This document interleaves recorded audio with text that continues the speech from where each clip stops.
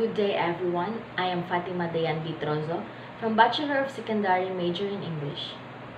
I am going to talk about my favorite selection under American literature. The highlight, the work through the sequence, background of the author, details of the story like characters, plot, themes, and symbols. The Sun Also Rises, first major novel by Ernest Hemingway, published in 1926.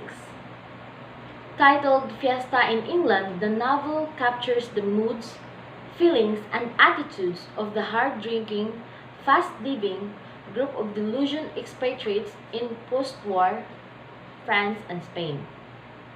The Sun Also Rises follows a group of young American and British expatriates as they wander through Europe in the mid-1920s. They are all members of the cynical and delusioned lost generation who came of age during the World War I. Two of the novel's main characters, Lady Brett Ashley and Jake Barnes, typify the lost generation. Jake, the novel's narrator, is a journalist and World War I veteran.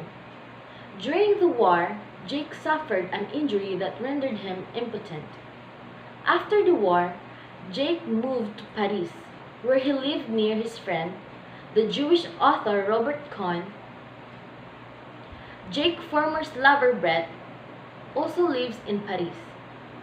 Jake and Brett met and fell in love during the war. When Brett, a volunteer nurse, helped treat Jake's injuries, although it is not said explicitly, it is implied that they are not together because Jake is impotent and Brett unwillingly to give up sex.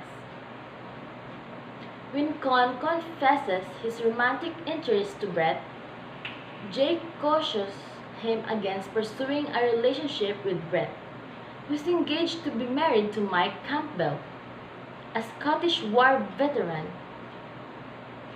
Both Brett and Con eventually leave Paris. Brett set off San Sebastian, a small beach town in Spain, and Con for the countryside. A few weeks after their departure, the writer Bill Gordon arrives in Paris. Together, Jake and Bill decide to go to Spain to attend the Fiesta de San Fernan in Pamplona, Spain, to see the running of bulls and the bullfights. Before they leave, Jake and Bill run into Brett, who has recently returned from Spain, and her fiancé, Mike. Brett and Mike ask to accompany Jake and Bill to Pamplona. In private, Brett reveals to Jake that she spent the last few weeks in Spain with Con. Bill and Jake take a train to the south of France, where they met Con. Bill, Jake and Con travel together to Pamplona, where they are eventually joined by Brett and Mike. They stay at a local hotel owned by a man named Montoya. Montoya is a bullfighting enthusiast, and he is eager to introduce the foreigners to the sport. Brett and Jake are especially captivated by the bullfights, and Brett is captivated by a 19-year-old bullfighter named Pedro Romero. While Mike, Con, accidentally Jake spar over Brett. Brett runs off to Madrid with Romero. After the festival ends, Jake, Mike, and Bill leave Pamplona. After a night in the south of France, Jake decides to return to Spain. He soon receives a telegram from Brett asking for help in Madrid. Jake immediately goes to Madrid, where he learns that Brett sent Romero away for fear of corrupting him. The novel ends unspectacularly with Jake and Brett talking in a taxi in Madrid. In the final lines of the novel, Brett tells Jake she thinks they could have had a wonderful time together.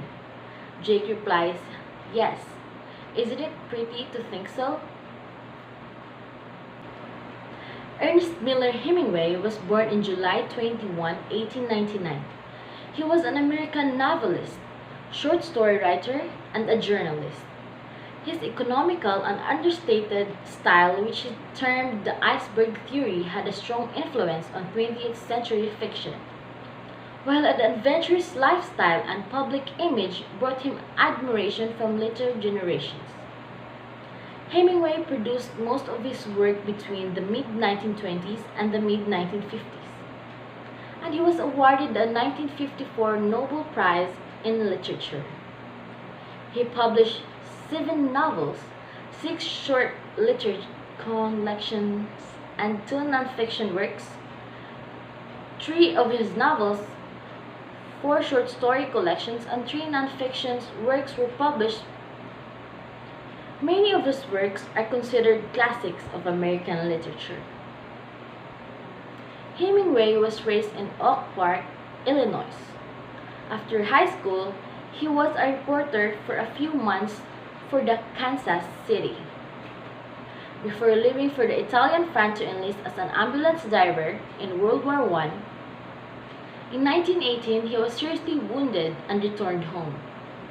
His wartime experiences formed the basis for this novel, A Farewell to Arms, in 1929.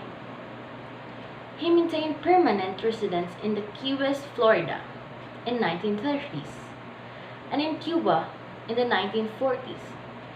He almost died in 1954 after 2 plane crashes on successive days, with injuries leaving him in pain and ill health for much of the rest of his life. In 1959, he bought a house in Ketchum, Idaho, where in mid-1961 he committed suicide.